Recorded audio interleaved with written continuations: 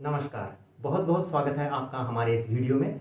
और आज के इस वीडियो में हम आपके लिए लेकर आ रखे हैं हिंदी वर्णमाला के बारे में पूरी जानकारी। हिंदी वर्णमाला यानी कि स्वर और व्यंजनों से संबंधित पूरी जानकारी।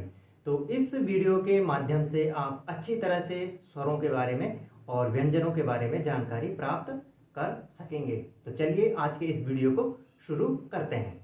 मनुष्य अपने भावों एवं विचारों की अभिव्यक्ति के लिए भाषा का प्रयोग करता है। इस उद्देश्य से दो रूपों का आविष्कार हुआ, मौखिक रूप और लिखित रूप। इसके साथ ही हमें भाषा का एक तीसरा रूप भी देखने को मिलता है जिसे कि सांकेतिक भाषा कहा जाता है, लेकिन इसका प्रयोग अधिकांशतः हम नहीं करते हैं क्योंकि हमारे पास मौखिक रूप और लिखित रूप भाषा के पहले से ही उपलब्ध हैं। भाषा ध्वनियों द्वारा व्यक्त की जाती है और ध्वनियों को लिखने के लिए जो प्रतीक या चिन्ह निर्मित किए गए हैं उन्हें लिपि या स्क्रिप्ट कहा जाता है। प्रत्येक भाषा की अपनी एक लिपि होती है, जैसे अंग्रेजी भाषा की रोमन लिपि है, पंजाबी गुरुमुखी लिपि में लिखी जाती है, हिंदी देवनागरी लिपि में तथा उर्दू को फारसी लिपि में लिखा जाता है। वर्ण किसी भी भाषा का ध्वनि चिन्ह है। जब किसी वर्ण को मुंह से बोला जाता है तब उसे ध्वनि कहा जाता है तथा उसके लिखित रूप को वर्ण संज्ञा से संबोधित किया जाता है। यानी कि जब हम किसी अक्षर को मुंह से बोलेंगे तो हम उसे ध्वनि कहेंगे और जब हम उसे लिख लेंगे तो तब उसको हम वर्ण या अक्षर कहेंगे। इस प्रकार ध्वनि बोलने और सुनने में प्रयुक्त होती है तथा वर्ण लिखने, पढ़ने तथा देखने में प्रयुक्त किए जाते हैं। वर्णों के व्यवस्थित समूह को ही वर्णमाला कहा जाता है। तो चलिए आइए अब जानते हैं हिंदी वर्णमाला के बारे में। हिंदी वर्णमाला सामान्य रूप से निम्न प्रकार मानी जाती है। इसमें सबसे पहले आते हैं स्वर वर्ण। इनके अंतर्गत आ, ई, उ, री, ए, आई, ओ, औ।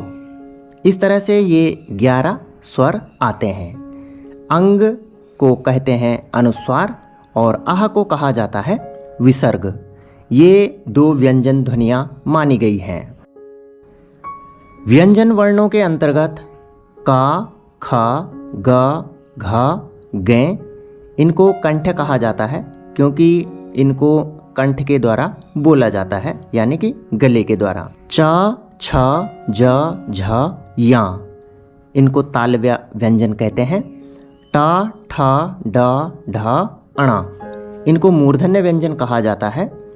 ता, था, द, ध, न इनको दंत्य व्यंजन कहा जाता है। प, फ, ब, भ, म इनको ओष्ठ्य व्यंजन कहा जाता है क्योंकि इनमें होठों का अधिकांश प्रयोग होता है। इस तरह से ये 25 व्यंजन स्पर्श व्यंजन कहलाते हैं। इसके बाद आते हैं य, र, ल, व इनको अंतस्थ व्यंजन कहा जाता है। श, श, स, ह इनको ऊष्म व्यंजन कहा जाता है। और इसके बाद क्ष, त्र, ज्ञ और स्र इनको संयुक्त व्यंजन कहा जाता है क्योंकि ये दो व्यंजनों के मेल से बने होते हैं। जैसे क और श से मिलकर के क्ष हो गया और त और र से मिलकर के त्र हो गया और ज और या से मिलकर के ज्ञ हो गया। श्र के लिए भी श, धन, र।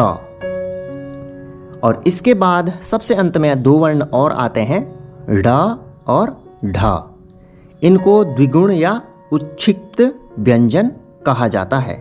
तो इस प्रकार से हम जो महत्वपूर्ण तथ्यों पर पहुंचते हैं स्वर और व्यंजनों के माध्यम से, वे इस प्रकार से हैं। देवनागरी लिपि में स्वर ध्वनियों की संख्या है 11। देवनागरी लिपि में व्यंजन ध्वनियों की कुल संख्या है 41 और देवनागरी लिपि में कुल ध्वनियों की संख्या हो जाती है 52। अनुस्वार और विसर्ग जो अंग और आह हैं, इनको न तो स्वर माना जाता है और न ही इन्हें व्यंजन माना जाता है। इनको अयोगवाह की संज्ञा दी गई है, अर्थात इनको अयोगवाह कहा जाता है। और यह अयोगवाह शब्द इसलिए दिया जाता है क्योंकि ना ही इनकी गणना स्वर में होती है और ना ही व्यंजनों में। हमें आशा है कि आपको यह वीडियो अच्छा लगा होगा।